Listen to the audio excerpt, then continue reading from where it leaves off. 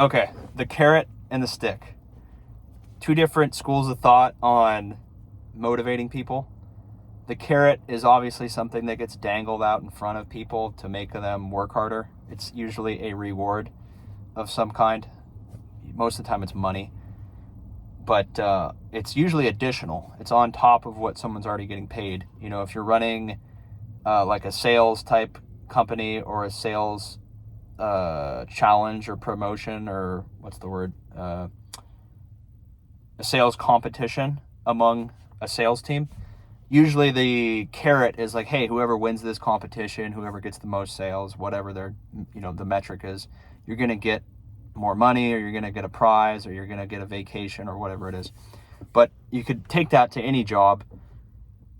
If they offer a carrot, like a reward for actually working hard or being the top performer or winning big accounts or whatever it is, right? Whatever you're doing in your job function, that is a motivator for people to want to work hard and do a good job and bring on business, because they know that they're going to get compensated and they're going to get rewarded well for what they do. So I think that works pretty well in most cases, because it gives the employee a clear reason to want to work harder.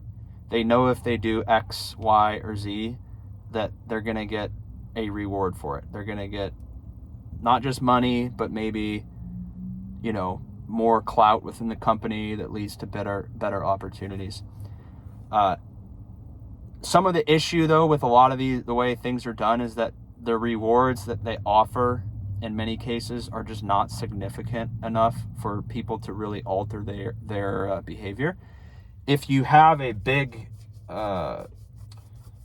prize for doing a good job, or for being the top person, or for getting new business that you bring into the company, whatever it is, people will naturally want to do that because they know that their life is going to be positively impacted in a big way. If there's a prize of like $50 or a $25 Starbucks gift card or an additional day off of working, I mean, again, it's not like it's nothing, but it is very close to nothing. No one really cares about a $25 gift card or a $50 gift card, or a lot of people really don't even care about like a vacation because it's not money. They can't really use it, and then they have to take time off to go on the vacation, and they obviously aren't going to be doing their main job.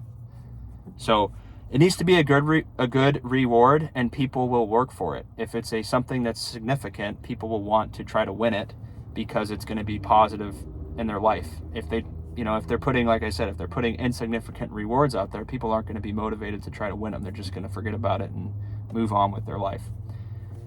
The opposite thing of the carrot is the stick. So it's kind of the complete opposite, where we're not going to put something additional out there for you to try to win.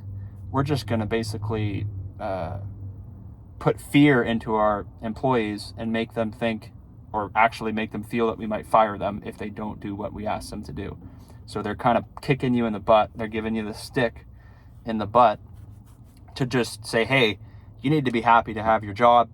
You need to be doing what we ask you to do. And by the way, if you don't do what we tell you to do, or what we want you to do, we're going to put you, or we're going to just fire you, or we're going to lay you off. So a lot of times employees don't like that, obviously, because it's not a very good environment to be around. They're not offering you anything additional for really doing an excellent job or helping the company out. That's what the carrot is. They're saying, hey, we're at the point now, everyone should just be happy to have a job. Everyone's going to get paid basically the same. And if anyone here is not doing what we ask them to do, people are going to be, they're going to be given the cattle prod to say, hey, you need to work harder. Go, go, go. And if you don't, the whole car was shaking there. If you don't work harder, you could get laid off, right? So that's more of a fear tactic. And it can work for some people, because some people need a splash of cold water. And if they realize they might lose their job, then they'll work harder. But a lot of people don't react well to that, because it's not a very good, like I said, it's not a very good situation to be in when they're just saying, here are all the things we want you to do. And by the way, no matter what you do, we're not going to pay you more money, but you need to do all these additional things in order to keep your job, right? Because everyone's being looked at. So obviously being in any of those environments isn't ideal in today's world. Everyone, for the most part, wants to be you want to be the dictator of your own life. You want to be deciding what you can or can't do. And if you're reliant on a company or an employer who they have the power to change all of these policies, right? They can change kind of what your daily, or they can ask to change what your daily responsibilities are. They can ask you to do different things. It's kind of the flavor of the month. Some months, maybe everything's fine. The next month, there's a big thing about you need to do X, Y, or Z, and you need to do all these reports. And then maybe they're going to change how they pay you. And so you're just a recipient of whatever these companies try to do, right? So it's not a very comfortable position to be in because you have no power. You're going to basically just receive whatever they decide to give you on a year-over-year or month-over-month basis. Some places, literally, if it's a smaller company, they will change how they pay people like on a monthly basis because they can. It's not like a big company that has, policies that at least last for a whole year. So I'm of the opinion the carrot always works better. You want to try to incentivize people to do the productive thing, and it's very black and white to me. Like if people can see that there is a real benefit to putting in hard work and doing above and beyond and trying to secure more business for the company, then people will do that. If the employee can't really see how they're going to benefit from putting in all this additional work or doing all these additional things, if the employee can't see that, a lot of times they're not going to do that. They're not going to go above and beyond because they don't see how it benefits them. Now, maybe they see that they'll have a more job security, but a lot of people need an additional financial reason to put in more than what is expected. And that's just rational, right? You can't really expect as an employer for people to do everything you ask them above and beyond, put in additional time if you're not going to pay them more money.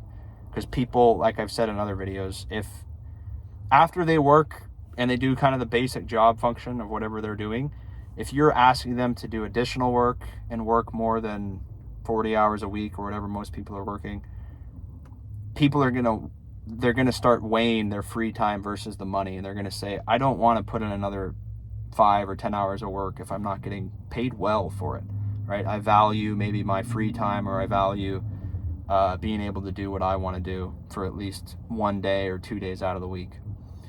So what do you guys think on it? I mean, you probably have been in both positions. A lot of times, at least the stuff that I've been in, the carrots that companies or jobs try to offer you, they're just not very significant. I think that's probably the biggest problem with the rewards, is that even if you win these prizes or you do the best job out of everyone at the company, you don't really get anything for it.